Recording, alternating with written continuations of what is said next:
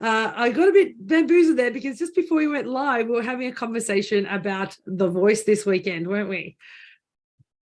We sure were, Jenny. I'm very passionate about it.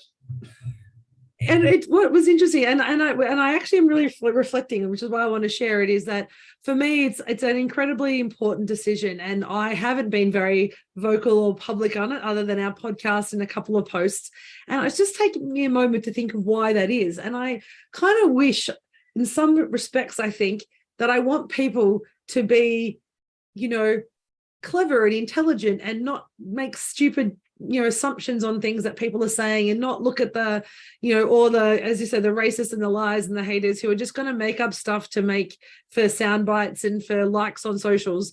And people are believing a lot of that crap. And I think I was hoping that we would get past that. I was hoping that as a society, we're a little bit more mature than that.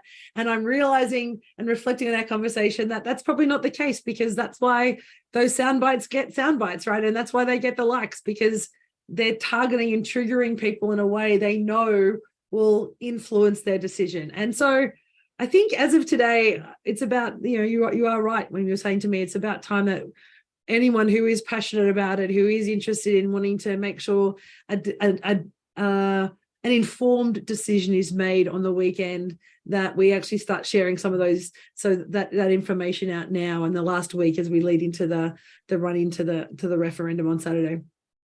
I agree, Jenny, and I really think that it's not like you and I right now are sitting here talking politics. What we're actually talking about is what is right and what's fair. And I think the actual truth is that we shouldn't even be voting on this at all. It's similar where we were voting on gay marriage. It's got nothing to do with us. It's not going to affect us in any way, and it has nothing to do with us. And I feel the same way about this. So, but the reality is we are given the opportunity to vote. So therefore we need to get it right. And it'll be just such a horrible, horrible slap in the face for all First Nations people, you included, if it doesn't go through. And I will be deeply upset. But you probably have noticed the world is watching. So they're responding to some of the horrible hate stuff that's being said. And it's really reflecting terribly on Australia. I would agree so much on that, is that we often think that we're in this little bubble, don't we, in Australia? It's like, oh, what we do here is it isn't going to impact or affect anybody, but it really does.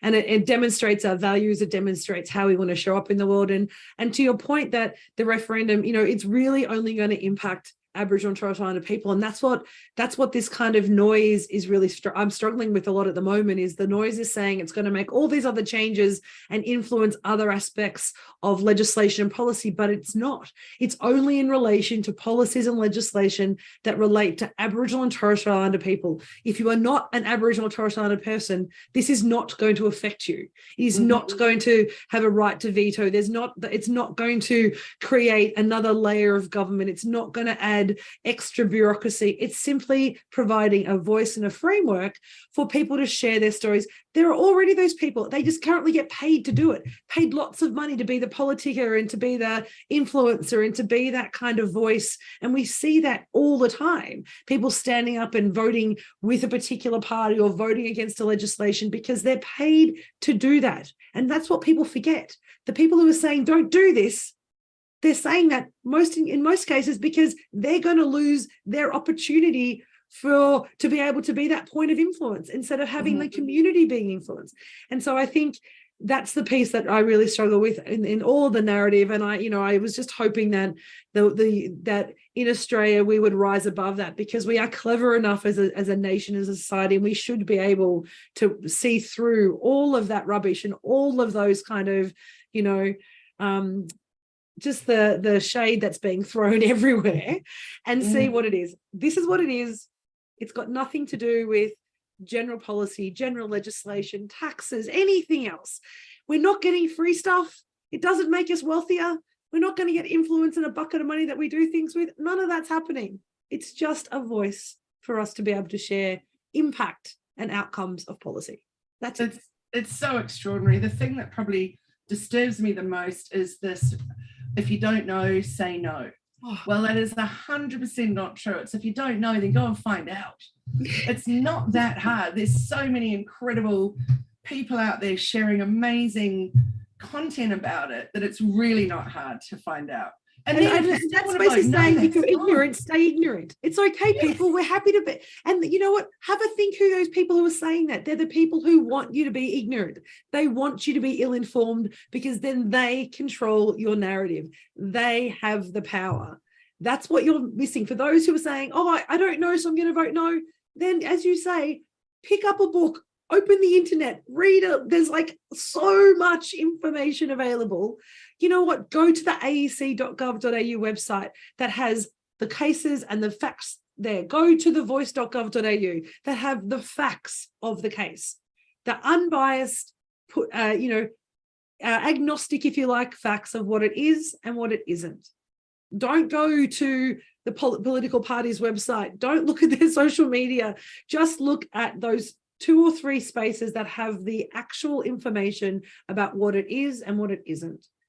Read that and then make your decision. Don't base it on some person who is going to lose their power and want to control yours. So good.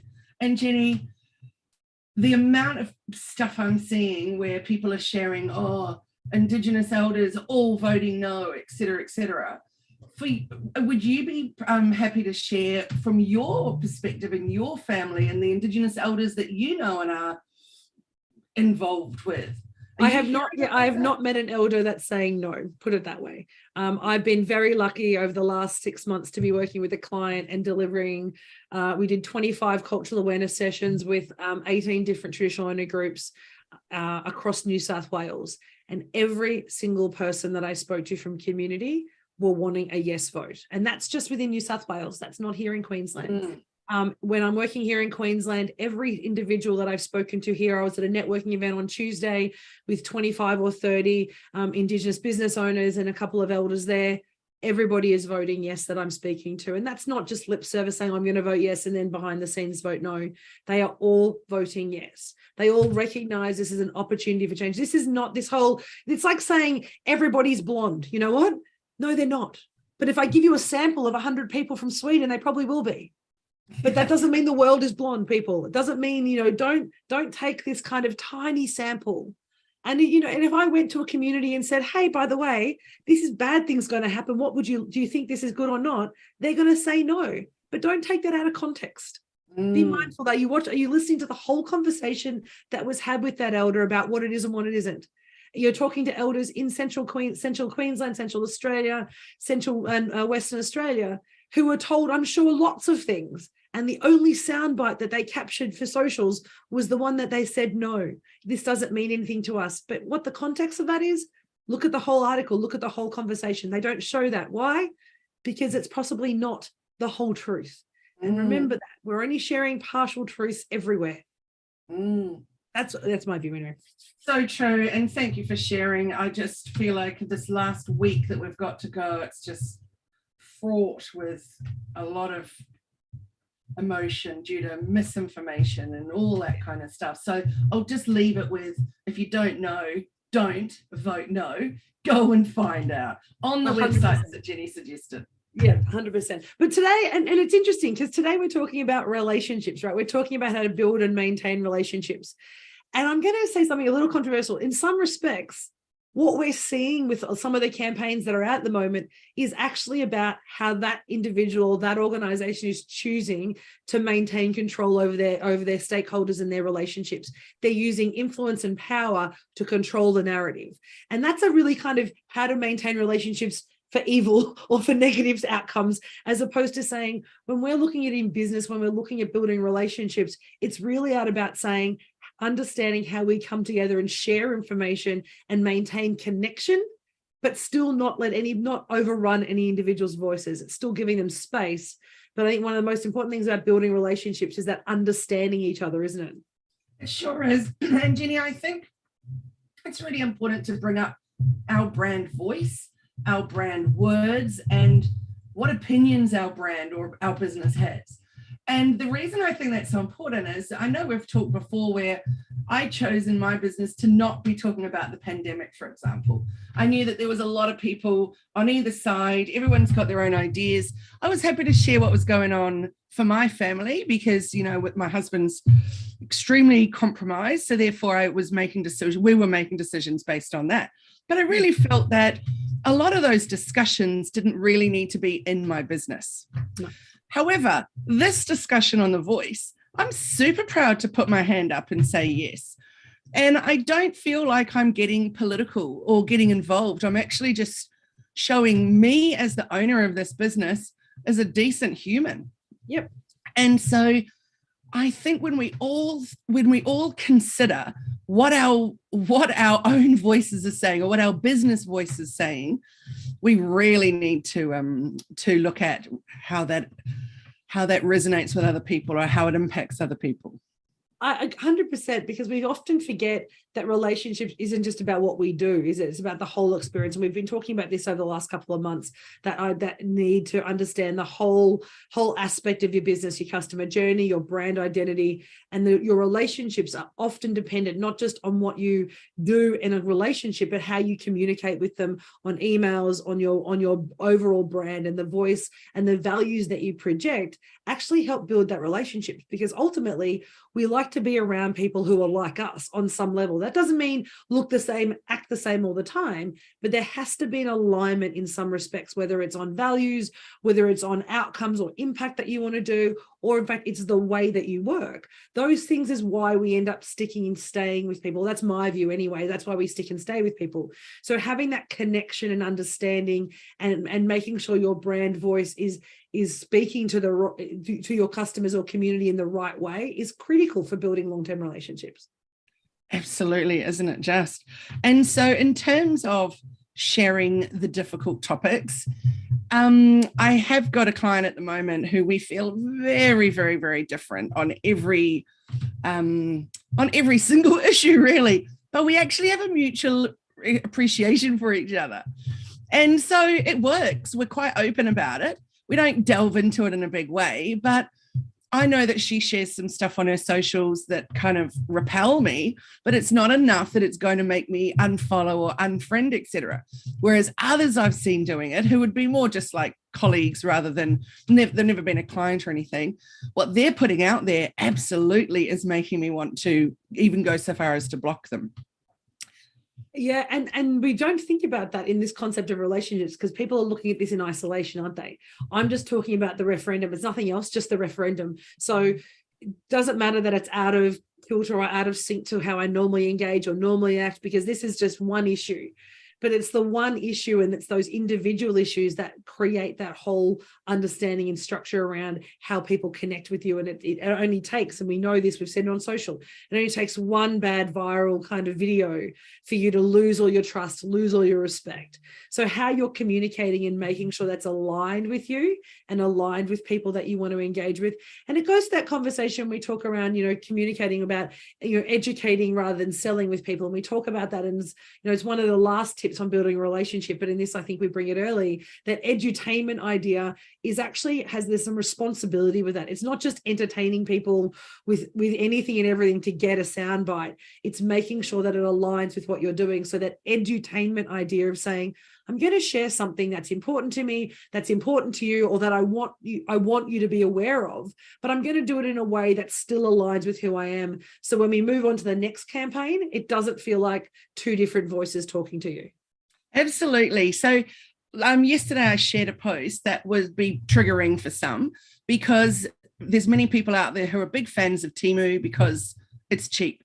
I'm a massive non-fan of Temu. I will never have the app on my phone. I'm very aware that, we're being tracked in many different ways. And, mostly I feel like, well, I've really got nothing to hide. However, to do with a particular government that it's linked with, et cetera, I've got no interest in being involved with that. So yesterday up on my socials came this amazing video from this woman that I've been following for a long time that creates all these beautiful designs. And she was at this festival, and all of a sudden, somebody walked past her with a shirt and pants on in a fabric that she'd designed. And she had put it out there herself as a blanket and a few other bits and pieces. And, a lot of blood, sweat and tears goes into painting that, then of course turning it into products, then to see it as a shirt and shorts literally identical. So she stopped and had a chat with him, and he'd bought it from Temu. So then she did a little search and found hundreds and hundreds of things out there using her design. So of course, what she got to stand on, really, like, you know, it's a tragic situation. But I loved that she did this video. It was clearly very emotional for her. And then there's been a lot of us sharing it. But since then, I've received so many messages from other designers who do surface pattern design like she does. So one of my clients, for example, designs, let's just say this, which is Casey Rainbow. She's the artist of this, but the dress is from Proud Poppy. So the same as for my client, Sweet Art by Jenni. She makes these beautiful, beautiful paintings, patterns, et cetera, and then people buy them from her to put on their products. And that's the right way to go about doing it, is licensing these beautiful artworks. But to go, and if a company like Temu to go and do that is just tragedy. But the way that it's brought that industry together to support her is really, really beautiful. So yes, I was sharing something that's very divisive, because a lot of people really, as I said, just want the cheapest option. But I feel so strongly that it's just so wrong.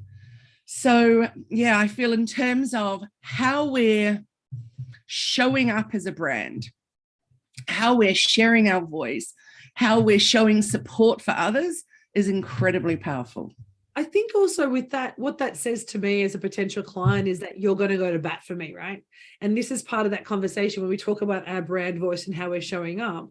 If you're willing to stand up and say, this is wrong and this is one of my clients and this is not okay, then that says to other clients, they'll do that for me. They will stand with me and they'll align with me as long as what I'm doing is right. And that there's that goes back to that conversation around value alignment. And we're talking about the same we're walking on the same path together. If you have that and your clients see you supporting others, that sends a really clear message that you're going to support them as well, that you're not picking and choosing which clients, it's all of the clients that you're supporting. And so that sort of offering help and demonstrating help very early on in that relationship is for some extent, it's a lead generation, right? If we're talking from a purely business, step away from the heart perspective, it's a lead generation. All you're doing is saying, I'm here to support the businesses I work with. And if you want to be supported, come and work with me. You haven't said any of that. But that's actually what you're demonstrating. And so when we're talking about maintaining a relationship or building a relationship, we talk about know, like, and trust. This is going straight to, I may not know who you are, but I'm already starting to trust you because you're actually showing up in a different way. And I think that's really clever. And it's how you always talk about leveraging technology and that kind of next piece to say, when you've got activities like that, you want to share your voice or you want to share information or give that tip. And let's get really not stepping away from the edutainment and say, hey, I'm going to actually share a PDF or share a tip or give you 5 ways to, improve your business or improve your digital footprint. Then we start to leverage technology, and that's what you did. You shared the post, you made sure the community was in it. She's used that. She's leveraging the digital platforms to be able to share her message and connect with broader communities, because that's going to say, hey, I'm not going to buy off Temu, I want to buy off you. So you get that royalty. I'm going to buy off someone that you license with. So we start to leverage technology, not only to gain supporters and gain engagement, but to maintain that connection. For sure. And why is it seen by so many that it's okay to steal people's art, but it's not okay to go into a shop and steal a TV? It's just extraordinary what's going on out there, and it's getting harder and harder. And I'm really watching closely how it's evolving with AI at the moment. And there's some big stuff happening behind the scenes, because of course every bit that's coming in from ChatGPT, etc., is coming from somewhere, from someone's work, and it's not being acknowledged. It's a really good point in terms of that kind of copyright or licensing model, and it has I guess it's at the moment we're still in an early phase. I know the internet's been around about 20 years, or give or take now, 25 years probably. but we're still in a very early phase. It's still a very early life cycle if you think 25 years is not, you think a 25-year-old person, would you think that they know everything? No, they don't. And so you don't expect but we expect the internet to kind of have everything sorted out and the web to have it all sorted out, but it isn't. It's still really young as an industry and as a platform, if we think about it. And some of those things that are coming off the back of it haven't even made their first steps yet, right? They're like, so we're still trying to work those things out. So it's one of those risks. I had a client of mine talk about putting their content online and should they actually, develop their online platform and how they do that. And I said, that's fine, but you do have to remember, as soon as you make a digital course, you only need one person to purchase it and they can reproduce it. And you just need to know that that's going to happen. And so it was like, well, how do we stop that? How do we stop people downloading it and taking our content? And the reality is, at the moment, you can't. But you can make yourself unique enough, and you can make yourself different enough so that if people use your content, they know that it's not, they know that there's another source that perhaps isn't that individual. And I think that's where like artwork becomes so great, right? We know that artwork does not exist in Temu. We know it's come from somewhere. And highlighting the fact that, hey, if you want to buy, a back scratcher from Temu, that's fine, but maybe don't look at digital artwork. Maybe don't look at artwork. Anything that has some creative element in it at one end is something that we need to start being really mindful of. And I completely agree with you there. Yeah, it's so interesting, isn't it? So again, it's showing who we are as a business, or who we are as the owner behind the business, when we stand up and put our voice to something. Definitely. So I love how you brought up about the edutaining piece. I think that's so important, because one thing that I try and do is then bring some humor into it, not necessarily of the topic we've just been talking about, but certainly, for example, when it comes to the voice, the people that have posted with a little bit of humor or done videos with it, they're the ones that get more engagement, because when it's a big topic or a hard topic, then it doesn't necessarily mean it needs to be a heavy topic and heavy to watch it. So I for one, like it when things are presented to me in a simple, easy, light way, because I can always click through and read a big thing in a blog post or an article if I want to. But if I'm just absorbing reels, for example, on my newsfeed, then if they're a little bit edutaining, that for me is way better than hardcore bogged down. Yeah. I also think it's around, when we talk about edutainment, and we use that term a lot, so that's educating and entertaining at the same time, it allows us to offer help in a way that's accessible for everybody. It's actually, particularly if you have that humor and your favorite word, uncomplify it, and let's make it really simple and accessible for everybody. It means that also you're sharing knowledge, you're sharing a little bit about what you do, and helping people along the way. And so relationships is not just about building strong relationships in business, isn't just about a financial exchange. And I know a lot of people who I engage with, and I've a funny anecdote about a guy who was ringing me telling me that, how everyone was taking his content, and he wanted to talk with me about how he can, work more effectively so people don't keep asking him for advice. But the irony was, he's wanting to book time with me for free so I could give him my coaching, so he could show him, because he hadn't actually recognized that him calling me and saying, hey, tell me how I can fix this and how I can stop people, using my knowledge and understanding to influence them. I'm like, wow, okay. He hasn't realized it, because he's only sitting in that financial mindset. He's only sitting in money returns. If he took a step back and said, hey, I want to find a way to share my content and grow, if he actually gave some information away and just a bite-sized piece, people are going to then pay him for the balance of it. And he hasn't quite learned that yet. And so I love working with businesses and people who say, okay, that's cool, but let's just think about what you're doing. Offer help, share, engage, build rapport with somebody first, show there's value in a relationship, because ultimately we are all time poor, we're all busy, we're all doing things, whether you use overwhelmed, productive, busy, whatever word you want to use. But ultimately there needs to be some value exchange in a relationship. Now, that doesn't have to be financial. It doesn't even have, it can be a range of things. What value means to you is different, but there has to be an exchange. So I've got to give you something in order for you to give me time, a click, or ultimately purchase and work with me. But so and I think we forget that sometimes when we're in a relationship building phase. We think I'm going to put something out and then you're just going to give me lots of stuff. You're going to come and work with me, but there has to be an exchange. Absolutely. That's again bringing up that know, like, and trust thing, right?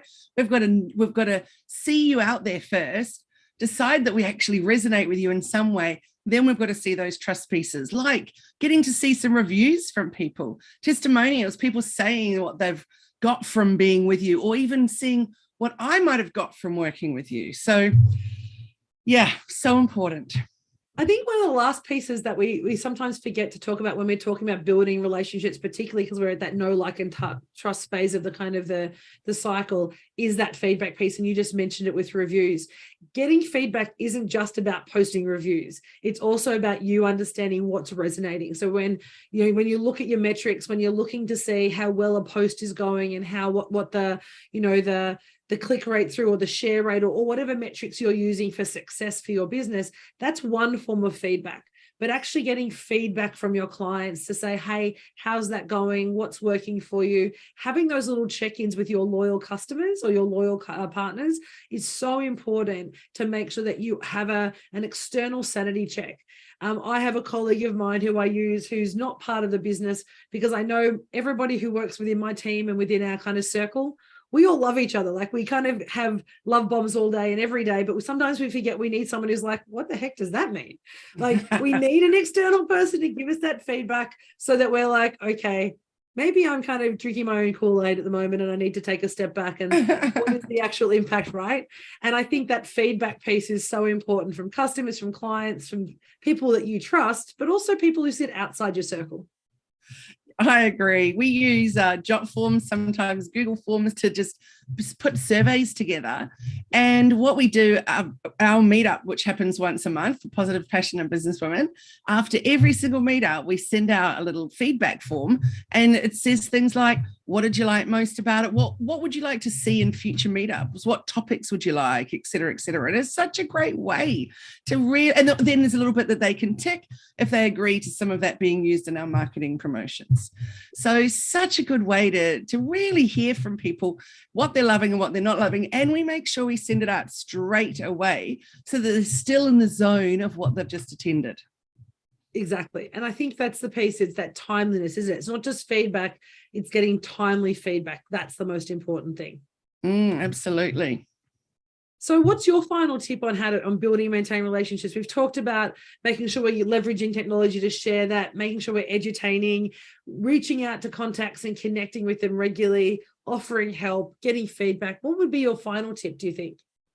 I think that it would be, I'm going to add one where it involves socials. So about not ghosting, it's a little line that says, don't post and ghost. So for those people that schedule all the content, out it goes, and they never once go back and reply to people's comments.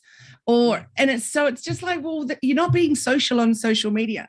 So I think that's such a big part of maintaining those relationships, is that you've got the people to come and follow you. Now, actually, other than just post, actually treat them as part of your community. I love that. I love that. I think that's so important to actually respond. There's nothing better than when you send an email out and someone replies to you and then you're like, oh, that's right, I need to reply back now, don't I? Yes. Don't just take that response and be like, oh, I forgot to send you back. Absolutely. What about you, Jenni? What would be your final tip? I think for me, building relationships is also making sure we're reaching out to those long-term partners. So recognizing that not all relationships are equal in our business. So whether it's clients or business partners, we have to make sure that we're giving the right amount of contact to that demonstrate the value of those clients. And the reality is there are those who've been with us for 2 or 3 or as long as we've been in business, and those new clients, and they all need a different type of connection. So making sure that when we identify, for a better term, those important contacts or those key clients or connections, that we are meeting them where they're at. So that might be a Zoom call or a coffee or a lunch or just face-to-face, or it might just be email or texting. So utilizing all those different avenues to make sure we're meeting our clients where they're at. I've got a client who we text, like we've only just started working together, but I love it because if he needs something, he'll just send me a quick text saying, hey, XYZ, and I'll be like, cool, and we can respond really quickly because he's traveling, I'm traveling, but it means we can maintain connection on a platform and a term that suits him, and he knows I'm always accessible that way. And so it makes it much easier, so I can build and nurture a strong relationship. 10 years ago, if I said to someone I'm going to text a client, I'd be like, are you kidding me? But now I'm recognizing that's what works for him. And so that's how we need to play. So that's I think my tip is reaching out to your key clients or your customers or your partners in a way that works for them. I love it, Jenni. I really do. I think one thing that we haven't touched on today, but we could do part 2 of this next week, is around boundaries. So the importance of those great relationships in business, but also then setting really strong and very clear boundaries and how to do that. I think boundaries are so important, and I've been in business relationships where the boundaries have been crossed either by me or by my client, and how do you pull back from that? How do you actually manage that when not only just setting boundaries, but then actually maintaining and managing those boundaries? And it's a great conversation, particularly when you're talking about business relationships, because we're talking about value exchange, we're talking about money, we're talking about your business success and revenue, and all those things start to complicate things if you don't have those boundaries in place. Absolutely. Well, I look forward to that next chat with you. Amazing. Same time, same place, next week, next Monday. Thanks, Jenni. Have a fabulous week. Thank you, Kylie. And remember, thank you for tuning in today on our Bite Size Business podcast. Be sure to subscribe and follow us so you don't miss any future episodes, including next week's when we're talking about setting boundaries in our business relationships. Kylie, how do we find you between now and then? How can we see the posts that you're sharing this week? Jump onto hellomedia.team and you can find all the socials and some great blog posts, if I say so myself. What about you, Jenni? How can we connect with you? At Elephant in the Room AU, you can find us on our website and Insta, Facebook, LinkedIn. They're our key places that we hang out. But finally, I want to finish on a conversation you said to me at the very start. Remember, people, this is an important week in Australia's history. If you don't know, go find out. Book some time with people, read some blogs, check out what people are saying, and be educated this week before you vote on Saturday. Oh, I'm so glad you mentioned that. Thank you, Jenni. Thanks, everyone. Have a great week. Take care. You too. Look forward to seeing you soon. Bye.